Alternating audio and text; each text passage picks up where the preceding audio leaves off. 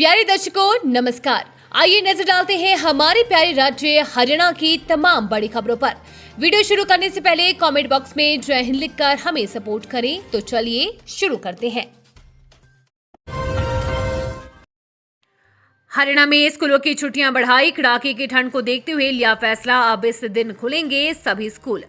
हरियाणा में कड़ाके की ठंड और घने कोहरे का असर लगातार बढ़ता जा रहा है। खराब मौसम को देखते हुए छात्रों की सुरक्षा के मद्देनजर हरियाणा विद्यालय शिक्षा निदेशालय ने प्रदेश के सभी स्कूलों में 3 दिन के लिए छुट्टियां बढ़ा दी है। इसके लिए शिक्षा निदेशालय ने एक पत्र जारी किया है। जारी पत्र में निदेशालय ने बताया है कि प्रदेश के सभी स्कूल 17 जनवरी 2026 यानी कि शनिवार तक बंद रहेंगे। 19 जनवरी 2026 से सभी विद्यालय पुनः अपने निर्धारित समय अनुसार खोले जाएंगे। संबंधित जिला खंड शिक्षा अधिकारी एवं विद्यालय प्रमुखों को निर्देश दिए गए हैं कि वे इस आदेश का कड़ाई से पालन सुनिश्चित करें।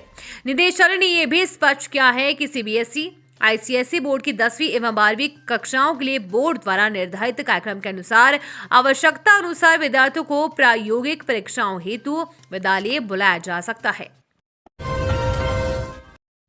हरियाणा बजट 2026-27 विकसित हरियाणा 2047 के संकल्प के साथ सीएम ने किसानों से किया सीधा संवाद। हरियाणा सरकार ने आगामी वित्त वर्ष 2026-27 के बजट की तैयारी तेज कर दी है। इसी कड़ी में मुख्यमंत्री नायब सिंह सैनी की अध्यक्षता में एक महत्वपूर्ण प्री बजट बैठक आयोजित की गई, जिसमें मुख्य रूप से किसान संगठनों और कृषि क्षेत्र से जुड़े विभिन्न पक्षकारों के साथ गहन मंथन किया गया। मुख्यमंत्री ने स्पष्ट किया कि आगामी बजट केवल एक वार्षिक वित्तीय विवरण नहीं होगा, बल्कि ये हरियाणा 2047 भविष्य उन्मुख हरियाणा के विजन को साकार करने की दिशा में एक बड़ा कदम है। किसानों के सुझावों पर जोर, बैठक में प्रगतिशील किसानों और कृषि विशेषज्ञों ने भाग लिया। मुख्यमंत्री ने उनके सुझावों को ध्यानपूर्वक सुना और आश्वासन दिया कि कृषि क्षेत्र की मजबूती के लिए इन सुझावों को बजट में प्रमुखता दी जाएगी। हरियाणा में ग्रुप डी कर्मचारी जल्द करे ये काम, सरकार ने जारी किया आदेश। हरियाणा सरकार ने सभी विभागाध्यक्षों को ग्रुप डी कर्मचारियों के सुचारू समायोजन और पोस्टिंग की सुविधा के लिए Haryana knowledge corporation limited portal पर ग्रुप डी के खाली पदों का विवरण तुरंत अपलोड करने का निर्देश दिया है।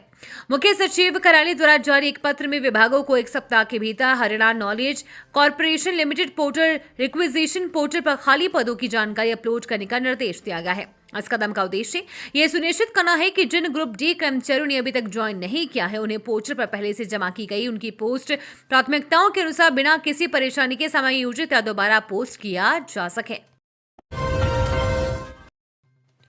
अब सरल संवाद के साथ सौम्य व्यवहार करेंगे बिजली कर्मचारी, यूएचबीवीएन ने उठाया ये बड़ा कदम। हरियाणा में बिजली कर्मचारियों के आम जनता के साथ व्यवहार को लेकर सामने आ रही शिकायतों को गंभीरता से लेते हुए उत्तर हरियाणा बिजली वितरण निगम ने बड़ा कदम उठाया है। निगम अब कर्मचारियों के पेशेवर आचरण और संवाद के शैली को बेहतर बनाने के लिए विशेष प्रशिक्षण अभियान शुरू कर रहा है। यूएचबीवीएन के निर्देश पर पंचकुला स्थित हरियाणा पावर ट्रेनिंग इंस्टीट्यूट में 15 और 16 जनवरी को लाइनमैन व असिस्टेंट लाइनमैन के लिए 2 दिवसीय वर्कशॉप आयोजित की जा रही है। यह प्रशिक्षण प्रतिदिन सुबह 9:30 बजे से शाम 5 बजे तक चलेगा। इसका मुख्य उद्देश्य कर्मचारियों को आम जनता से सरल, स्पष्ट और सौम्य तरीके से संवाद करना सिखाना है, ताकि सेवा के दौरान अनावश्यक विवाद और शिकायतों से बचा जा सके। प्रशिक्षण के लिए प्रत्येक जिले से एक कर्मचारी को बुलाया गया है। प्रशिक्षण पूरा करने के बाद ये कर्मचारी अपने अपने जिलों में अन्य सहकर्मियों को भी प्रशिक्षित करेंगे। इस तरह चरणबद्ध ढंग से पूरे निगम में ये प्रशिक्षण प्रक्रिया लागू की जाएगी। हरियाणा में अब इन बिजली उपभोक्ताओं को अब देना होगा मुआवजा, जानिए क्या है कारण। Haryana right to service commission ने यूएचबीवीएन से जुड़े मामलों में लंबे समय तक औसत आधार पर बिजली बिल जारी करने और बाद में एक मुश्त अत्यधिक राशि के बिल थमाने को गंभीर प्रशासनिक लापरवाही करार दिया है। बहादुरगढ़ के एक मामले में आयोग ने पाया है कि उपभोक्ता को लंबे समय तक बिल नहीं मिला। कभी कभार माइनस बिल भी जारी किए गए हैं। उसके बाद अचानक 2.38 लाख रुपए का बिल उपभोक्ता को जारी कर दिया गया है। शिकायत के बाद भी अधूरे सुधार किए गए हैं। आयोग ने यह भी माना है कि विद्युत आपूर्ति संहिता के तहत अनिवार्य पूर्व सूचना व न्यूनतम समय सीमा का पालन नहीं किया गया। आयोग ने 2 सीए पर 5,000 रुपए का जुर्माना व दोनों को उपभोक्ता को 1,000 रुपए का मुआवजा देने का आदेश दिया। इसके अतिरिक्त स्वीकृति देने वाले एसटीओ के प्रति असंतोष दर्ज करते हुए उनके नाम आयोग के रिकॉर्ड में दर्ज किए जाने के निर्देश दिए गए हैं। आयुष्मान योजना अस्पतालों को मिलने वाला 450 करोड़ की राशि अटकी। पिछले 4 माह से नहीं हो पाया भुगतान। निजी अस्पताल के डॉक्टरों और प्रबंधन ने राशि का भुगतान न होने के चलते आयुष्मान योजना के तहत इलाज करने की चेतावनी दी है, जिससे अब आयुष्मान योजना के तहत इलाज करवाने वाले मरीजों को भारी दिक्कतों से जूझना पड़ सकता है। इंडियन मेडिकल एसोसिएशन की ओर से जल्द आयुष्मान योजना की राशि का भुगतान करने की मांग सरकार से की गई है। आईएमए के पूर्व अध्यक्ष डॉक्टर सुरेंद्र मेहता ने बताया है कि जुलाई माह में इसको लेकर हड़ताल हुई थी और उस समय सरकार की ओर से लिखित तौर पर आश्वासन भी दिया गया था 15 दिन बाद, यानी कि 15 बाद राशि का भुगतान हो जाएगा। उस समय बाकायदा सरकार के साथ एमओयू भी हुआ था, मगर उसके बाद भी कुछ अस्पतालों का थोड़ा थोड़ा ही भुगतान हुआ था, जबकि अब पिछले 4 माह से 450 करोड़ रुपए की राशि प्रदेश भर के निजी अस्पतालों की रोक ली गई है, जिससे अस्पतालों की आर्थिक स्थिति खराब होती जा रही है।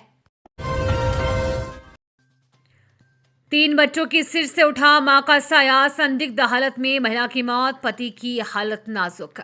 अम्बाला शहर के शालीमार कॉलोनी में सनसनीखेज मामला सामने आया है। यहां संदिग्ध परिस्थितियों में पति पत्नी द्वारा आत्महत्या करने का मामला सामने आया है। इस मामले में महिला की मौत हो गई है तो उसके पति को नागरिक अस्पताल में भर्ती करवाया गया है, जिसकी हालत नाजुक बनी हुई है। मिला जानकारी के अनुसार पुलिस को सूचना मिली थी कि जैन कॉलेज रोड पर शालीमार कॉलोनी में किराए पर रहने वाली पति पत्नी ने सुसाइड करने की कोशिश की है।